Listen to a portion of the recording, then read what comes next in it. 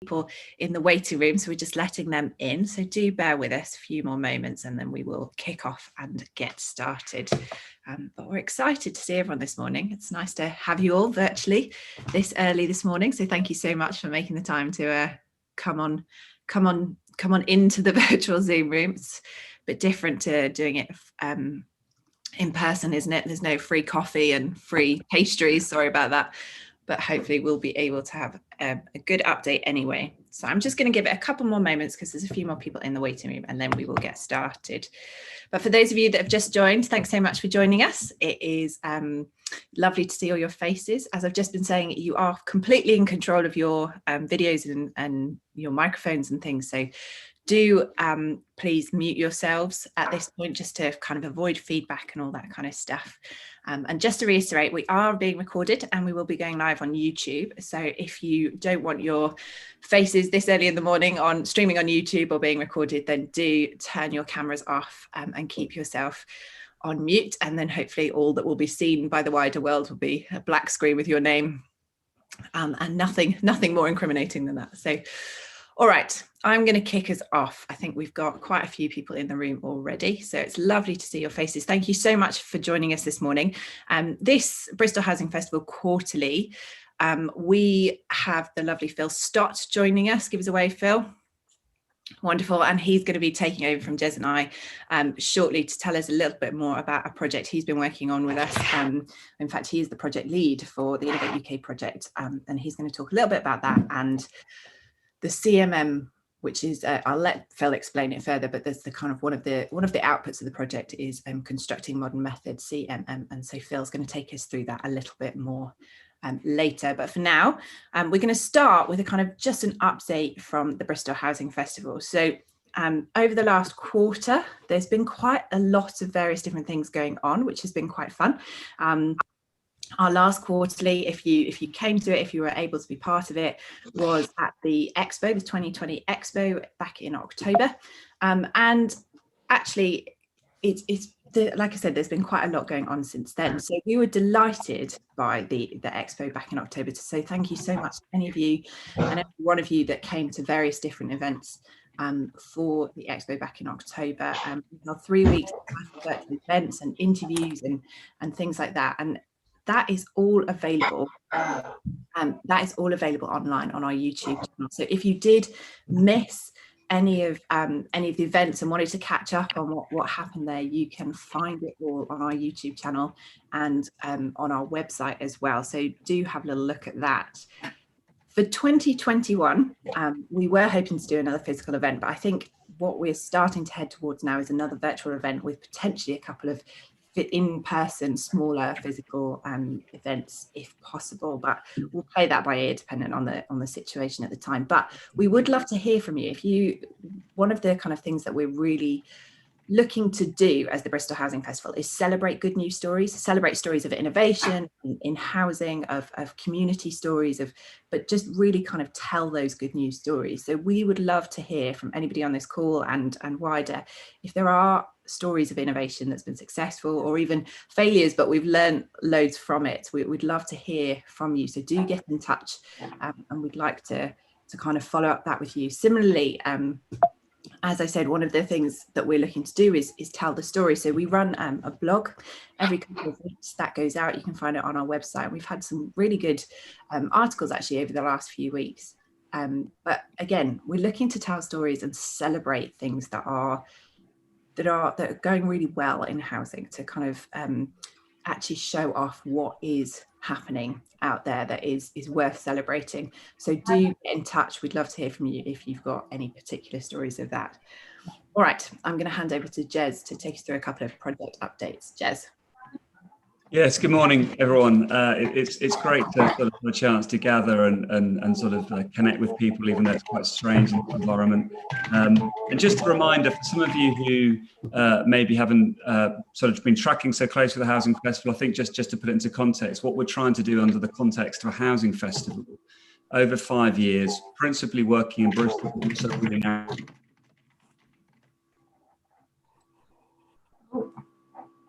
Sorry, can you hear me all? Yeah, sorry. So good morning. I was just saying that what we're really keen to do with this is to ensure that there are opportunities to work collaboratively and to see our role in this as a sort of as a bit of a catalyst or an enabler to help things to happen in the Bristol region and the wider WECA region. Within that, there's these two areas that we're looking at. One is modern technology, modern methods of construction that are really going to tackle our housing crisis, our sustainability crisis. How can that help? But the other is always ensuring that the stories we celebrate are focused on people, that we're understanding how to, as an industry, make that the focus of our outcome, that we're outcome-led, thinking about people and communities, of which the housing is the enabler. And I think what we're so encouraged by actually is that by stepping into that space and by trying to be a convener of ideas at this critical moment, of course, the pandemic has only highlighted the challenges that we face, that there is the opportunity to do things differently. There is the challenge to rethink and to repurpose and to reimagine. And our challenge to ourselves as the festivals, we can't just be a think tank. It has to look like Think and Doing. It has to look like real homes, real people being impacted for good. And huge credit to Bristol City Council and the support from WECA, who have really taken that on and said, okay, well, how can we go first on some of these challenges? How can it be that we start to partner with this new technology? Because of course, whenever there's innovation, there's an innovation risk. What is it to have the courage to go first? What is it to sort of set your stall out and say, we need to rethink and to redo? And some of you will already be aware of some of the schemes that we're involved in, but we're so pleased to now finally, as it were, see some of these homes come out of the ground. And there's just an image here on the screen of the scheme in Booklook on Airport Road. So that's Booklook is the partnership with IKEA and Skanska. And that's 173 homes. And back end of last year, this got planning consent unanimously. And crucially, it will deliver 49% affordable housing for the city, which will be retained by Bristol City Council. So there's a piece of land there that's been in the local plan for a long time. It's a tricky piece of land. It's been a really interesting collaboration with the council. We've had to work so hard to understand how to develop and deploy that scheme, but they're now on site. And we're looking forward to seeing that scheme develop and how we can learn lessons through the council and with other partners to understand how this can be safely and properly replicated so that we can share those lessons learned. So next slide, please. And another scheme, again, we've been really involved with, and both of these schemes are part of the Innovate UK project as well, that Phil Stott will talk a bit about later, which is being sort of a way of us drawing a lot of these projects together to look at how we can tell a larger story using those constituent parts. Is this LNG modular site in Bonington Walk. It secured, again, unanimous planning consent just before, well, in November, I think it was, so just before Christmas last year. And this is 188 homes, 51% affordable. Again, we're thrilled with that. That's sort of how do we create these mixed and balanced communities, but whilst also really tackling the sharp end of our affordability crisis. And of course, in Bristol, by affordable, we mean within that sort of the LHA rate. It's not sort of a discount on market rents. It's actually a truly affordable understanding of the challenge that we face.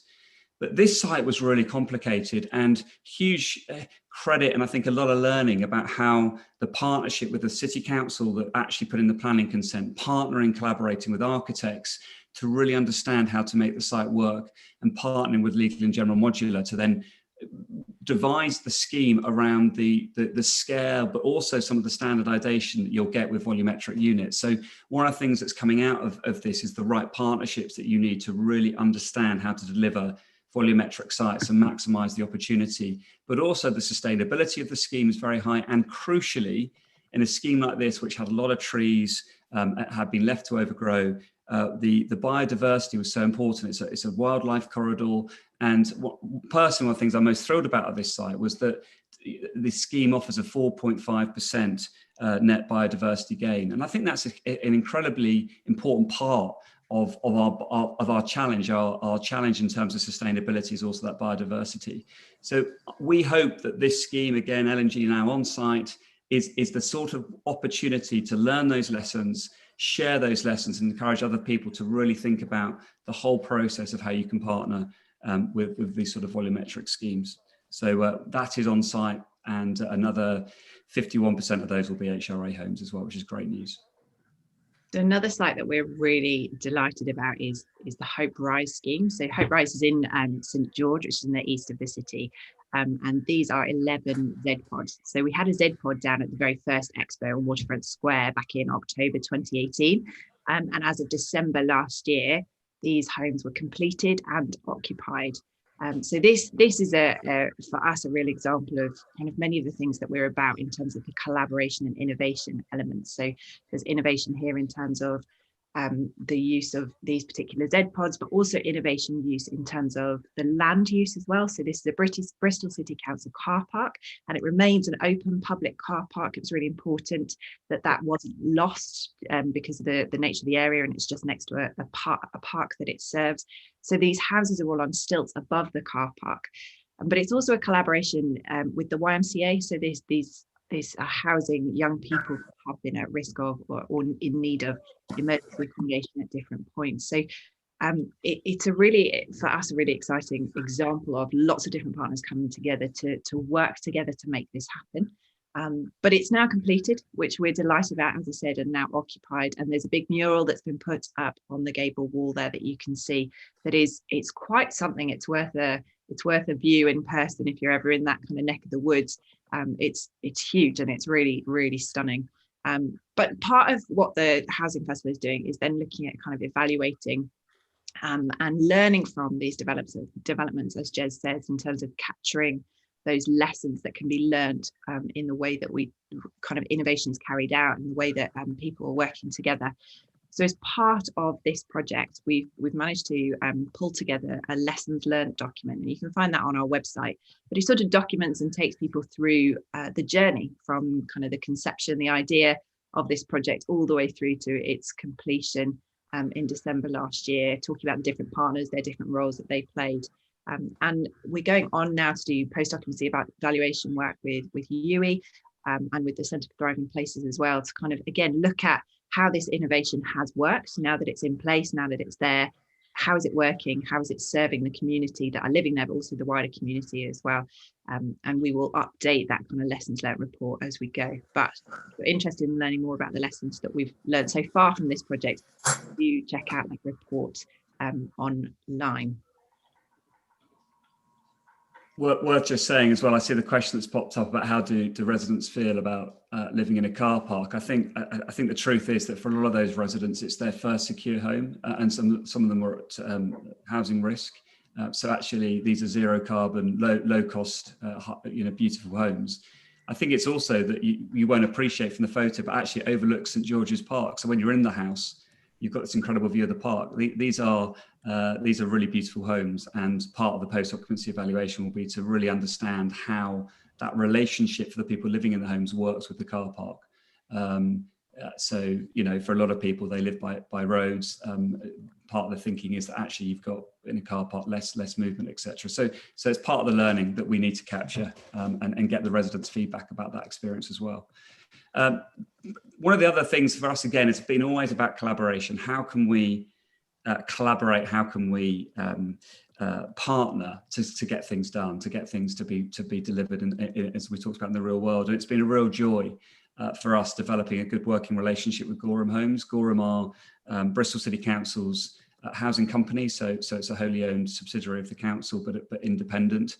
It's been great getting to know their managing director, Steve Baker, and he very kindly invited us to sit down with them as part of their business planning and look at what they're really calling their own innovation strategy, how as part of, as it were, the armoury of Bristol to really tackle our housing crisis, what can they be doing on the sites that they will be asked to develop. And that's been an exciting opportunity for us, I think, in terms of thinking about ways of that influence, that opportunity to connect, to set shared vision for the city, to tie that into the One City plan, to think about the climate and the biodiversity challenges that we face. And so what we've done with Gorham is co-authored a kind of innovation plan, and we put out a blog about that last week, focusing really on things like how is the housing that we're building really driving health and well-being? how do we make it about outcome measures, health and well-being for people that are going to live in these new homes, the low carbon agenda, assisted living. We know it's such an issue for people with disabilities about the housing stock that's not available to them. How can we make sure that we're tackling that?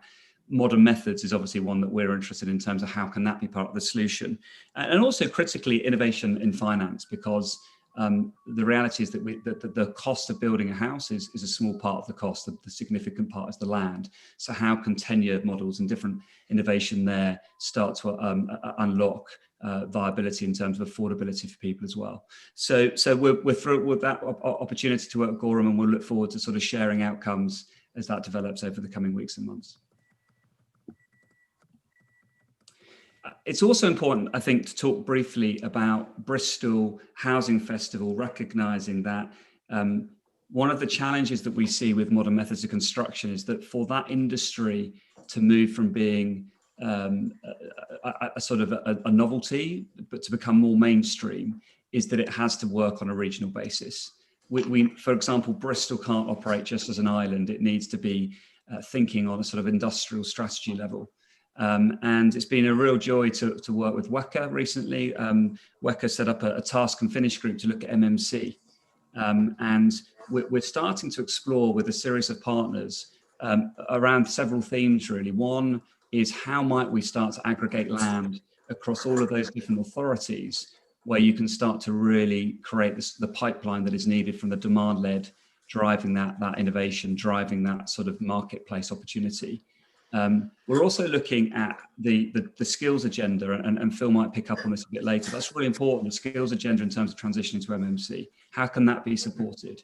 How can effectively we take this moment where modern methods are being promoted and pushed and invested in by national government to make sure that the Southwest and the WECA region are part of that pioneering opportunity? And of course, it isn't really about MMC. It's really about how can we deliver those zero carbon, quality, affordable houses at pace that tackle our climate crisis and our housing crisis. And that's sort of where we see the opportunity to work regionally.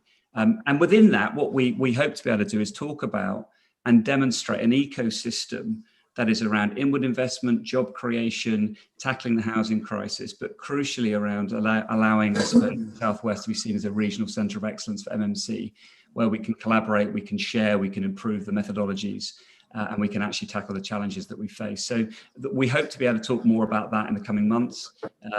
I think Greg Morgan is on the call today. He's leading that for WECA, and I'm excited about the opportunity and the scale that might bring with partnering with other local authorities.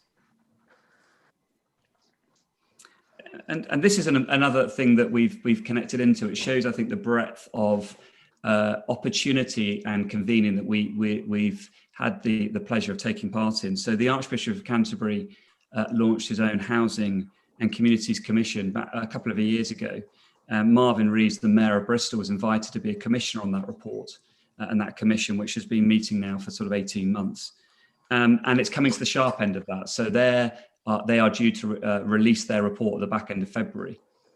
And I think what we've been so impressed by about the approach of the Commission is it's not done a sort of, what would we do if we were in government? What would we be demanding from government to make housing more just and housing more fair? It's had the courage to really look as an institution in the country, as the Church of England, at putting its own house in order. So they've had the courage to sort of look at their own land assets. How can they be thinking more creatively and more courageously about bringing land forward? What is their response to the assets that they've been given to ensure that they'll be using the best way? And actually, of course, that then is about how that they connect in with the dioceses that they're involved in, and crucially with individual churches. So they've looked at a national level, a diocesan level, and a local level. And already there are quite a few expressions and practical examples of churches taking a lead on thinking about housing justice and what they can do with their land assets. So please, if you're interested to know more about that, let us know, and we'll loop you into the regular communications that Commission is starting to send out. I think the other thing that is useful, if housing is something you're always looking for, that language around the values proposition, that they're going to build their campaign around 5 values, that all housing should be safe, stable, sustainable, sociable and satisfying. And we think that those are really useful kind of lens to look at housing. and always recheck, is that what we're building? Is that the offer that we're making to society? Because that's actually, again, putting people and communities right at the fore of housing and not just thinking about them as units. Thanks, Jez. And just before we hand over to Phil, I wanted to flag up a competition that started yesterday that we're part of, which we're delighted. It's the House IO competition led by Totally Modular. And I've seen other, Mark Southgate's on the call somewhere here, who's one of the other judges as well for this. But this is a competition that's being run in partnership with the Department for Architecture and Built Environment at the University of the West of England. And we've got a number of different teams that have signed up, and they're going on a journey this week, looking as architectural students, looking around how do you use prefabricated houses to design a scheme on land, on real sites in Bristol, to tackle the issue of the particular issue of homelessness in this city. So these students are working in teams, being asked to really think through site constraints and the issues of homelessness, and that the question of how you use prefabricated buildings as well, as part of this competition. So that runs for a week. So they're going to be busy designing all sorts of different things this week. And then the judging will happen on Friday afternoon. So we're really excited to then be able to announce winners. So do watch out on our social medias and things for news of that competition as it goes through this week. But I'm really excited to be part of this this process this week. I think it's going to be a really exciting week. So I just want to say thank you so much for listening to kind of the Housing Festival updates. Do follow us on social media if you want to keep up to date as we go. Do continue to put questions in the box. I've seen a couple of pop up so far, which is great. And as I hand over to Phil, who's going to take us through the next section, please do keep popping those questions in the box, and then we will pause in a little while as well to take any more questions further down the line. So Phil, let me hand over to you. Thank you so much. Good morning, everyone. Thank you, Jessie, and thank you, Jez. A really useful update there, and it's amazing and sort of a great indictment for the Bristol Housing Festival to have sort of 50 odd people on the call this morning on a chilly February morning where we're all sitting in many jumpers and blankets. So thank you for all getting up early and jumping on the call. It's really kind of the Bristol Housing Festival to give me this opportunity to speak to you today. My name's Phil Stott. I'm the head of construction and sustainability at a company called YTKO. And we've been in Bristol and actually across pretty much the whole of the south of the country for the last 10 years doing various governmenty projects. So we tend to sort of look at programs which are around entrepreneurship, employment skills, construction, sustainability. And these projects, you know, what really we haven't actually done a lot of is get really into housing in a big way. We've sort of looked more at the construction sector. And it was really great to sort of work with Jez over the last sort of, I suppose, 4 years to look at how housing in Bristol is sort of really pushing that innovation envelope. And the opportunity to lead the Enabling Housing Innovation for Inclusive Growth project, which is the Innovate UK project that keeps getting mentioned, was a fantastic opportunity for YTKO to really take some sort of out of the sector thinking and apply it to a sort of a project which is really, as I said, sort of pushing those boundaries of what is possible. You know, we've already seen a house on stilts today. So for me, I think the program itself is all about unlocking innovation and most importantly, taking MMC, modern methods of construction, and putting them into a context which is deliverable. Because what we have an awful lot of, and having sat on the Green Construction Board and various other groups, is very clear that we've got a lot of vanity projects, as I would call them, at MMC. We've built 2 and they look great. We've built 4 and they look great. And what we've got to start doing is saying, actually, we need to repurpose MMC so that it's not about the exception, it becomes the rule. How can we build MMC to deliver really great quality housing at pace? And what was the key part of the Innovate UK project was it was saying, okay, MMC in the main is actually quite expensive to build. And although it's meant to be quick, it's not that quick because everyone gets stuck in procurement or legal or planning or policy. And actually what we really need to do is unblock that chain to improve the speed. Hopefully by improving the speed and scaling up, we reduce the costs associated with MMC. Now, what we tend to find actually is on these sorts of meetings and groups, Jez and I have been speaking on this project for nearly a year now, we tend to find a lot of people that are sort of in the yes gang. And what's really refreshing is sometimes we get the naysayers. And the naysayers are fantastic because they're the people we have to convince. And it's not a case that everyone is like, well, we would all build using MMC. Why wouldn't we? It makes complete sense. It's great quality, affordable homes. It's cheap to run. Why wouldn't we? And actually, there are still a lot of people who say it's 4-5% more expensive than traditional build, and we won't be building that. And that's the environment. It's very easy to think that everyone's on board, and the reality is that they're not yet. But that's great for us because there's a piece of work to be done to turn the naysayers into our biggest advocates. And that's the challenge that Jez, Jesse, and myself and the Housing Festival are sort of running at with great gusto. So one of the things I wanted to start off with was talking to you a little bit about why it was important that we pulled the Innovate project into a local authority context. The CITB very recently have published they do a yearly report, which I really enjoy. I'm sort of quite sad about that. I quite enjoy reports. And the research is from the Office of National Statistics, and it's called the Construction Skills Network Forecast. And what they tend to do is look at the market and say, okay, where are the gaps, what's happening? And in the West and the Southwest, the major growth area in construction, even after COVID, is public housing. And that's not pubs, that's housing in the public local authority context. And so quite often we think of housing developments and big private land banking and going and building thousands of Barratt homes and those sorts of things, and Red Row and Taylor Wimpey. But actually, local authority housing, affordable housing, Homes England grants, RPs, registered providers, they've all got a big role to play in tackling this housing crisis. In fact, probably the biggest role to play in tackling the housing crisis. So this project came out of a piece of research that the Bristol Housing Festival did, where they thought, what is the problems with local authorities unlocking MMC? And interestingly, those problems were, and Bristol was very brave about this, they stepped forward and said, okay, we're willing to hold our hands up. And what's been great is over the last few months, I've spoken to more and more local authorities. They're having the problems that Bristol had about 2-3 years ago. And Bristol, you really get a sense of how advanced and ahead of the curve Bristol are now as a result of that sort of honest navel gazing and going, okay, what is the problem internally? What is the problem externally? How can we get out of our way to really make Bristol a centre of innovation? And read Bristol, the West of England Combined Authority as well, because WECA are really stepping into that context now and pulling it into a much more regional piece. And Jez has already mentioned the industrial strategy. So the project itself delivers 3 things, really. One is innovation. We've got 9 modular partners. We've got Totally Modular, Modulus, Project Utopia, Legal in General, Bocklook, Snug, Norwest Media Centre, Tempo, and of course ZPods.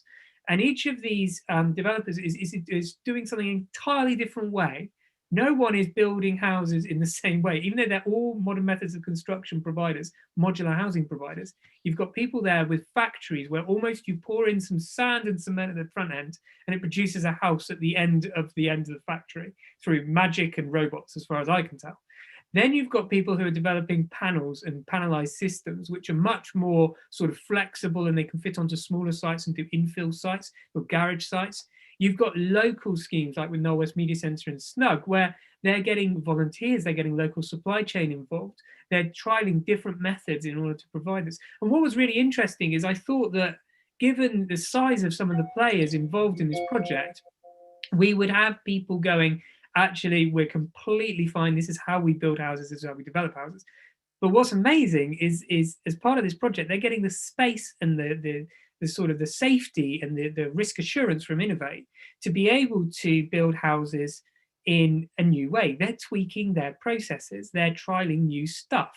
And what was great is because I say, I'm pretty much the bad guy in this project, to be honest. I constantly have to say to the partners, look, Innovate UK want to see this project producing houses quicker and cheaper. But no one accepts that that means nasty houses. So we immediately have a lot of sustainability innovation in homes, whether that's sort of various monitors and measuring and M&E processes, whether it's new types of solar panel PV, air source heat pumps, ground source heat pumps. So the technology is being pushed constantly to improve the performance of homes. Everyone is committed to carbon net zero. Everyone is committed to finding a pathway to achieving that. And this project gives people the space and safety to do that. And when you're a large company with multi-millions of pounds going into your factory, when you change something, it's a big deal. So for them to really say, okay, look, we're not happy to just stay as we are. We do want houses to be quicker and cheaper and more affordable, and we want them also to perform at an absolutely exemplar level, then that is a really exciting place to be in. And what's fantastic is these 9 partners could really be fighting amongst themselves, but actually they're all working together in a spirit of collaboration, and that's been really refreshing. I was worried about herding the cats at the beginning of the project, and actually everyone's been really, really exciting to work together. The second output from the project is the Council Innovation Enablement Model, and this is where Bristol were brave, and they looked at themselves and said, okay, how can we take this process where we get some idea, we have a chat with a developer, many years ago, and then 4 years later we actually break ground. How can we condense that process? How can we change that process? And councils are huge, complicated businesses, really. They're massive organizations, and it's inevitable that you will have some opportunities to break down silos within those organizations. And that's what Jez and the team are doing at Bristol. They have gone, right, let's take this on board, let's grasp the nettle, and let's absolutely kick some doors down. And it's fantastic. People are coming with us. They're creating such expediency in the process. It's ridiculous. And what's fantastic is then Bristol don't go, haha, we're going to keep this all to ourselves and not share this knowledge around.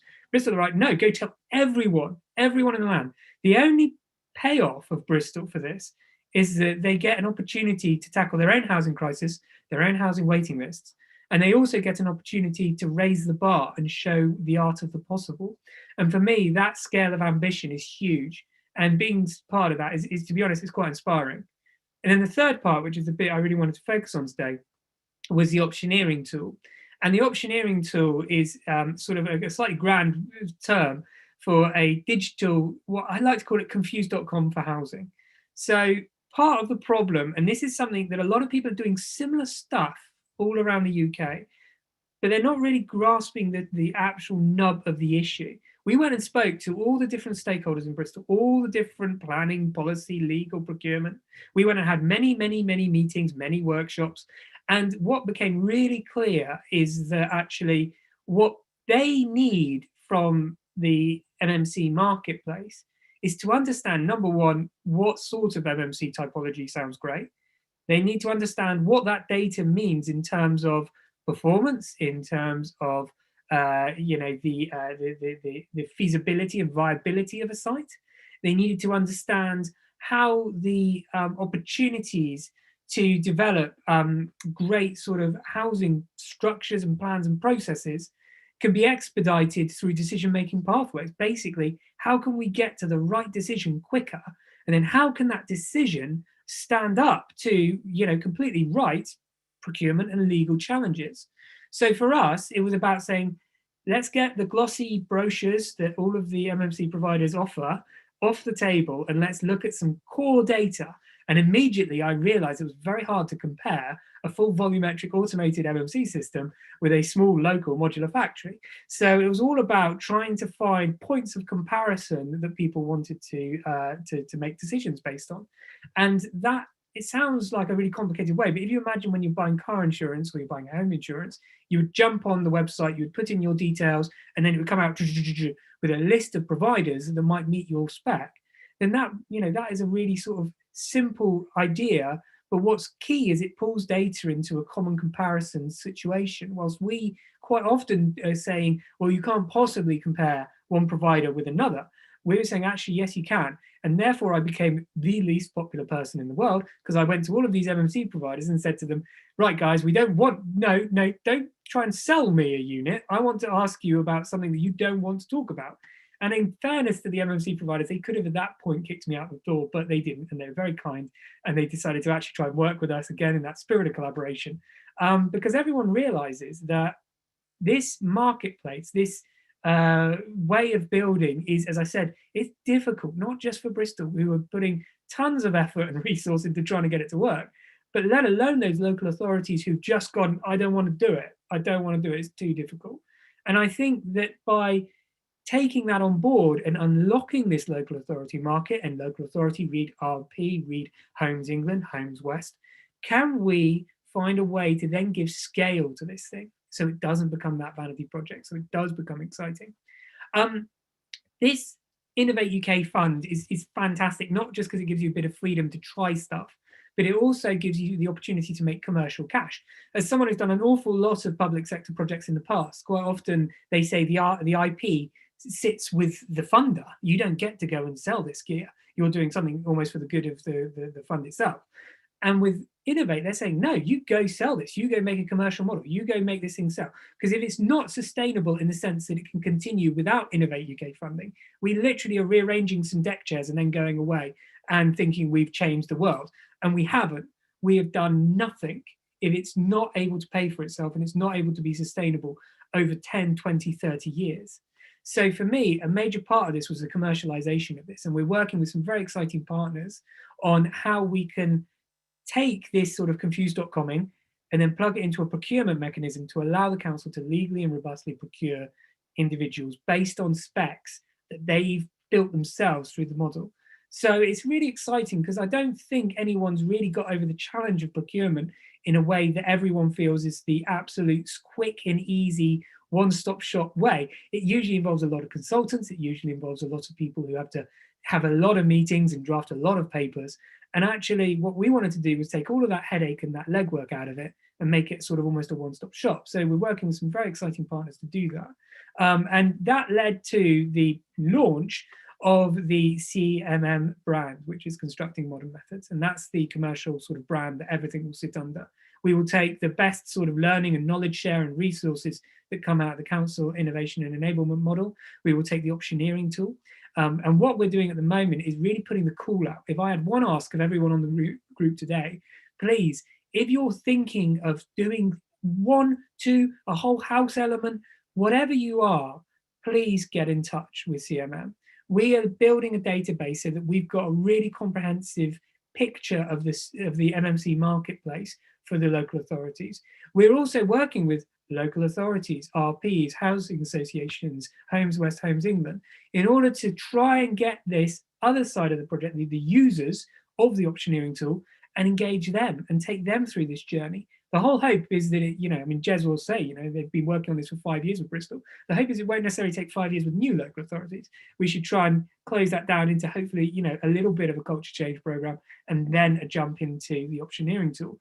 But either way, if you guys even are just a fit out organization who are local to Bristol, we want to hear from you. We want to include you in the database so that we don't always get large scale volumetric providers winning these contracts. We want to make sure that actually it's a case where we have a blended, mixed marketplace who can all provide those that sort of quality solution to local authority needs. MMC is not going away. It really isn't. I mean, it's not a case that, I know I've said it's a little bit of a vanity project at the moment, but we're getting some scale, we're getting some movement here. People are starting to go, and there is even the biggest local authority naysayers, and I won't name them, but we did have a conversation with them last week, where one person in the local authority would say, please, can we use MMC? And everyone else was saying, no, it's 10% more expensive. They did, though, admit that even though it was 10% more expensive, it did produce more sustainability in terms of homes, in terms of energy costs, in terms of running costs. And for me, that is immediately showing a green shoot of hope because they've made a strategic decision. It's not all about cost for them. It was about cost mostly, but also with some green stuff in there as well. And for me, that was exciting because I was saying, okay, so you are thinking strategically. You aren't just thinking, give me cheap and nasty homes. You are saying, actually, give me cheap and sustainable homes. And so if we've got a sustainable, then there's no reason we can't say, okay, give me cheap, sustainable homes at pace. Okay, give me sustainable homes at pace, maybe which are really, really high quality, maybe with some good social value attached to them in terms of local jobs and local employment, in terms of skills and engagement in the marketplace. And maybe then we can start to push people towards, some really, really exciting opportunities around this sort of MMC agenda. So just one, I'm aware of my time. I think I'm allowed a minute or two. Jesse will shout at me and throw things at me. The only thing I wanted to touch on was skills. And this is my sort of, I've done that spiel that I've given you quite often, but I'm now adding in a skills bit. Skills in construction is a mess. It is still a mess. People think it's a construction skills crisis because there's not enough people going into the skills in construction sector. That's not the case. It's a construction skills crisis because 80% of people who take a qualification in construction fall out of construction in 2 years. It's a construction skills crisis because apprenticeships don't have a central qualification in them, which means when you take an apprenticeship to be a bricklayer or a plasterer, you get on site after you've done your apprenticeship and you're suddenly not qualified to be that trade anymore. It's a skills crisis because if Mark Farmer's right and we build 50% of all homes in the next 5 years for using MMC, then that's going to be an awful lot of traditional skills people who are unemployed. Because I'll tell you what, legal in general aren't recruiting their trades from the local select trade person website. They're getting their trades from Tesco's and automotive sector and manufacture sector because it's a manufacture process. And for me, we are looking at a catastrophe of traditional construction unemployment with this. We need to start talking to traditional construction skills pathways and infrastructure and training providers and saying, okay, how can we get it so that SMEs in the construction sector, sole traders in the traditional construction sector, understand MMC is coming, because they don't know it's coming. They don't know that they won't be qualified to do the work because they don't understand the systems. How can we get that skills gap down, but also start to repurpose and close the gap between traditional and MMC? What's great is, as I've talked to the deputy mayor in Bristol about this, I've spoken to Marvin as well about this, and a most fantastic Wecker as well about this, the opportunity to start to look at the skills crisis with instead of just reacting to go, oh, there's not enough people building houses. If we can then start going, actually, what is MMC's problem and impact on this sector in the next 5 years, and start looking forward and start planning. And that local industrial strategy, to be honest, is my biggest shouting point at the moment, is no one talks about skills, no one cares about skills. And we need to start making the MMC innovation, which is fantastic, also a conversation about skills and training. So I'll leave it there. That's my little rant, but I will start adding that 10 minutes to every time I speak about this stuff. So yeah, I think I'm passing back to Jessie and Jez now for some Q&A. Thanks so much, Phil. And we do have a bit of time for Q&A, so I would encourage you to put things in the chat box, or alternatively, if you hit your virtual raise hand button, I'll be able to see you pop up and can invite you forward to ask your questions yourselves. But we've had a couple of questions already, so just to get us started, I want to pick up on a couple of things that Fred has mentioned in the boxes. So the first one is around housing associations and local authorities prioritising upfront capital costs ahead of the life cycle costs, and how do we change this? How do we start to think about those kind of long-term life cycle costs? And similarly to this, how do we bring the sustainability agenda right to the forefront of the conversation when we're talking about housing and skills? So Jez, I'm going to come to you first, and then Phil, over to you to kind of follow up on that. So Jez, how do we start to tackle these things on a long-term scale? Yeah, so what I have to reflect on here is there feels like there's quite a significant policy gap between whether it's national government or local authorities making policy announcements about sort of climate crisis, ecological emergencies, but then how that policy takes time to be translated into delivery, and through sort of the complex legal procurement, public governance. It takes time. It's difficult, and in a way, that's one of the reasons why we've been so attracted to modern methods of construction, because they don't fit that sort of existing traditional build process. So immediately, the moment you start trying to engage with MMC, you are in a sort of irritant space, because it doesn't have the existing governance structure to go through. Why? Because you've got an early design freeze. The capital money works differently. You've got to work out how to sort of move the capital money around differently. So firstly, I think that the challenge is as and how we see the modern methods of construction evolve, it has to be ensuring that sustainability is absolutely core to what it's about. It can't compete with traditional build and mustn't compete with traditional build on it's about homes. It has to be about the quality and the sustainability of those homes. And of course, that then starts to align with policy. I think the other thing that we're seeing is it does take time to navigate this through. But what we're starting to look at, and again, this is some of the work that the Construction Innovation Hub is pushing, how do we end up with outcome-led procurement? So that when you're looking at outcomes, you start to think about how the money works differently, because you're not procuring a thing, you're actually working out how to procure a series of outcomes. And of course, the idea that we want to buy poor quality housing that is not going to improve the environment, or poor quality housing that is not going to improve the health and well-being of our communities, nobody would say that. But because of the current processes, that's where we can end up. We sometimes have that race to the bottom, but that is all starting to change. There's an increasing narrative, there's increasing government pressure, there's the Social Value Act, which again, Bristol City Council has done a huge amount of work at really starting to understand how you use that so that you can score, measure and assess different criteria against your procurement. So it is taking time, but I feel personally, the more of the conversations that we're in, and some of this has been through the Counselling Innovation Enabling Model, that there's people within the workforce, there are people that are going through the detail who are saying, finally, we're getting to think differently. We didn't want to do that either, but we didn't have the toolkit, we didn't have the policy or the political cover. So it's not happening quick enough. I get that, it's frustrating. But again, the reason we're so passionate about modern methods is that that's the irritant. That doesn't work within the existing system. So that's the opportunity for redesign, repurposing, and being really clear on what those outcomes are. Phil, did you add anything to that?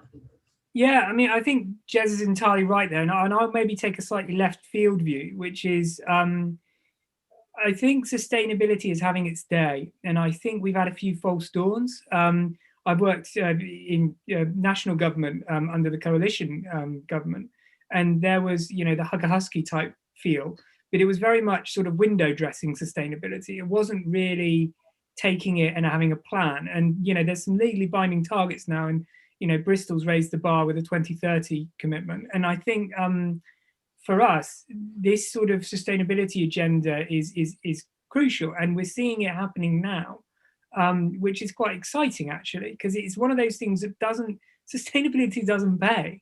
I mean, it doesn't pay. This stuff doesn't pay for itself. It's expensive. It's expensive to put into process. It's expensive to produce. And then suddenly everyone goes, okay, and it's expensive. And you know what? We're going to then, where do we place that cost? Do we place it on the contractor? Do we place it on the tenants? Do we place it on the homeowner? Where do we place that cost? And actually, what's quite nice is there's almost now a line in the sand, which is we will not allow a slip back here. We will build houses without gas boilers. We will build houses with PV, solar thermal, and air source heat pumps. And these aren't, again, I mean, God, I was involved in so many little ones and twos of houses that were built, and then they didn't perform how they were meant to be built. There was sort of everyone, welcome to our passive house. Now everyone open windows. And the problem, again, with the performance gap is actually people are now looking at traditional build and going, okay, it is cheaper, which we like. We really like that. But actually, what happens if it performs 5 times worse than it was meant to be planned to be performing? What happens if this thing is EPCF? What if we're not getting the performance that we wanted?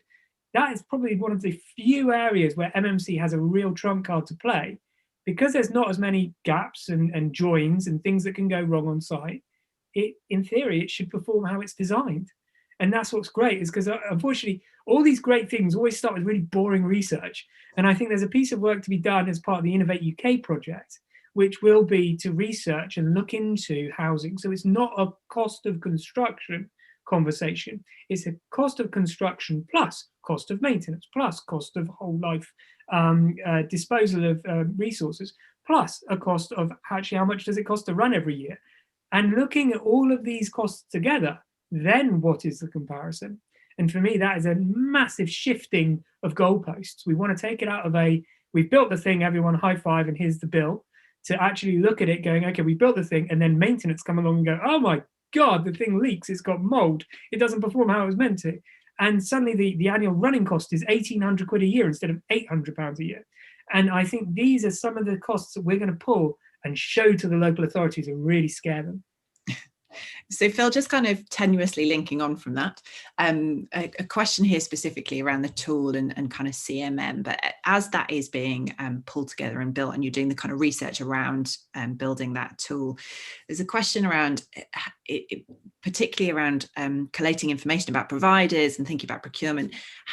Who else are you working with, and how are you collaborating with other organisations across the country, and specifically people like Building Better or the Offsite Homes Alliance? How does that link in? How does the tool link in with others around? Oh, it's fun. I mean, it's been a really exciting opportunity. I mean, we've got a team at YTKO, Lisa Saunders and Nicole Stock and Julia are sort of working together on this team to get out there and sort of start making as many friends as humanly possible. So we mentioned the Construction Innovation Hub. Obviously, the Offsite Alliance is one that we are in talks with at the moment and talking about the project. I think quite nicely with MMC, there's not really that massively competitive spirit. We all understand that no one's really doing anything to solve the problem at the moment. So we are all on that journey together a little bit. And as a result of that, there's a spirit of collaboration. But we are working with 2 or 3 organizations around, including like the Active Building Control Centre, ABC, who are just locally in the West. We're talking even to the Future Catapult people. These different groups, we're sort of sharing information and sharing learning and sharing challenges that we're all experiencing. And then the other thing is obviously again, it's a commercial world. We want to get out there and sell this stuff. So we are absolutely promoting it to the local authorities, working with the likes of the Institute of Economic Development. And these organizations will help us engage with hundreds of local authorities so that we can then start to really build some scale to this. And that's kind of the carrot for people to join the database and go through the pain of the database process, which is, because they want to sell their kit in the best light possible. And sometimes the users and the people who are shopping around don't always want to just hear the benefits. They want to hear where the problems are, maybe where the challenges are.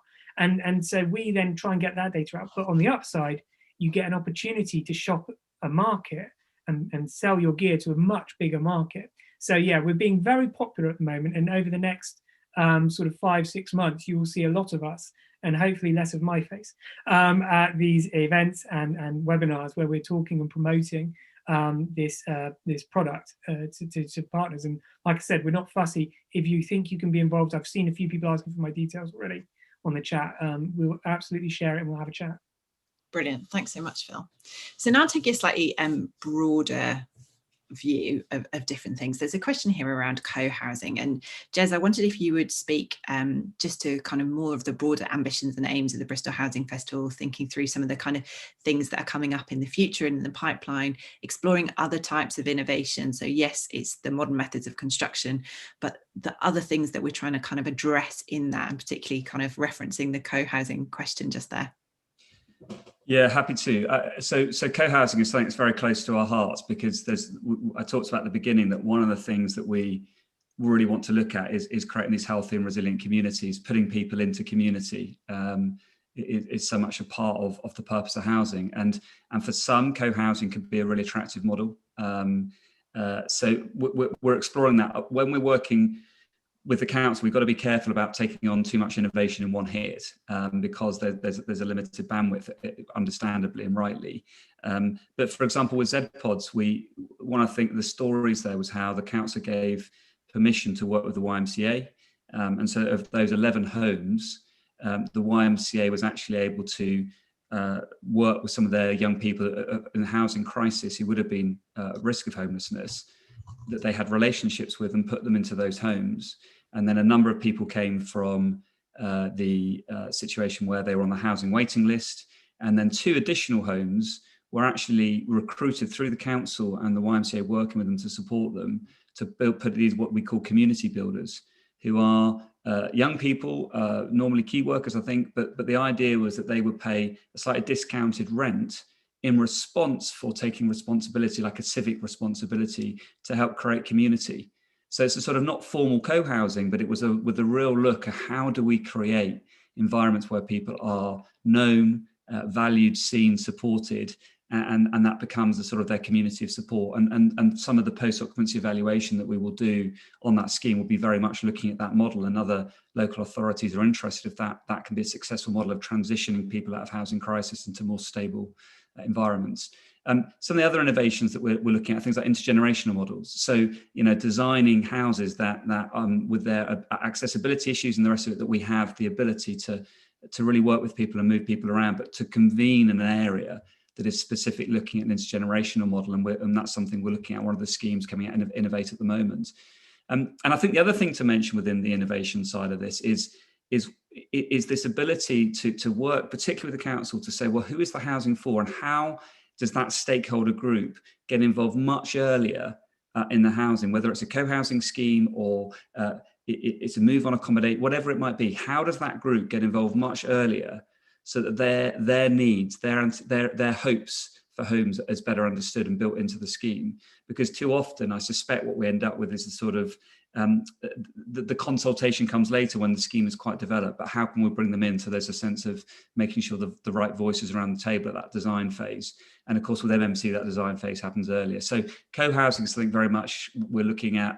Some of the other schemes on our website that are happening outside the Innovate UK project, I think, lean towards that. So Agile Homes are working with the Emmaus Trust on their rooftop there.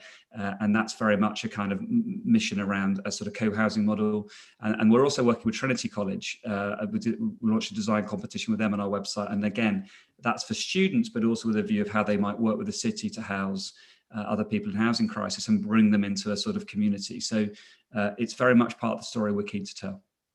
Thanks, Jez. And there's another question that's coming from Helen here that just is looking at kind of the future of the Bristol Housing Festival. And specifically thinking about how much VHF has been involved in various different projects at the moment, and thinking about the kind of narrative that goes along with who's actually living in these houses. Actually, what's the kind of long-term plan? How do you want to share a little bit about, what's the plan for us stepping away and housing being able to be built in this kind of innovative way going forward without losing that narrative and without then just opening the doors to kind of substandard small housing that is just being built quicker and making more money for particular people? That's a great question. Thanks, Helen. I think the dream is that we. I'm just enjoying the picture of Mark Southgate's cat walking in front. I enjoyed that. I think the dream has always been that we convene the experts around the challenge and we co-design the right solutions that are then tried, tested, and can be replicated. And a lot of this is about understanding the outcomes that the built environment is trying to work with the right partnerships for the right outcomes. So outcome-led thinking, and ultimately changing the narrative. And one of the things that really continues to surprise me is when you get into a built environment sector, it's very rare we will talk at length about the case studies of the people living in those homes and the impact that has on them. And because the model at the moment is the capital is used, the capital is then effectively, the homes are sold and the capital is recycled and everyone moves on to the next project. It's interesting if you look at the Mark Farmer, Mike Diath report, Build Homes, Build Jobs, Build Innovation, there's a real sense of how MMC partnering, and again, there was a question about finance, but partnering with that sort of pension money, which is longer term investment. So we start to get to the point where we've got the right money aligned with longer term outcomes, aligned with the right stewards of that home, who are thinking not just about maintenance, but also about those people. I remember that Nick, who's on the call, did a great blog for us called about how do we move from the placemaking narrative, which of course is critical. It's about designing these places rightly and appropriately and properly to understand how physical space supports and enables interaction and community. But how do we also think about that placekeeping agenda? Who are the people that are going to move in? How do we support them to create a culture of community? And of course, that is about sustainability, but it's also about people and their thriving. Clean air is part of that. So that all of these things come together. Biodiversity is part of that. So these things to come together. I don't believe that there are many people in the built environment, certainly that I've come across, that say, yeah, we're really delighted that we build poor quality homes that actually don't really solve our crisis. Actually, a lot of people that work in this sector are desperate to see different changes and longer term solutions. We want to see housing that is sustainable, that is beautiful, that is high quality. But the way that the money currently works, it's very difficult. You're always fighting against the system. So what we hope what we dream for, what we're pressing for, what we know we need to innovate with. And of course, that's why it's so important local authorities take a lead on this, because they can bring land into play that allows this innovation gap to be breached, is that you get people thinking and working differently around a different set of objectives. And those solutions then become replicable and ultimately become the way that you do it. This isn't just about the MMC. This absolutely can apply to traditional build too. This is about the whole way we think about housing and sustainability together, with the focus on being that healthy mixed community. So ultimately, we don't make ourselves redundant. I'm going to cut you off there, Jez, because we are out of time. Thank you so much to everyone for coming along, for the good questions, for the interesting conversation. Thank you especially to Phil Stott for stopping in and giving us the update on CMM and the Enabling Housing Innovation for Inclusive Growth project. And I want to thank you so much for all coming. Please do keep in touch with us. We'd love to hear from you, particularly if you have particular stories that we want to celebrate, because we do want to kind of be showcasing all sorts of innovation and good stories out there. So do get in touch with us. But thank you so much, everyone. It's really nice to see your faces this morning. Thanks for getting up early. Have a great rest of your day. Thanks all. Yeah.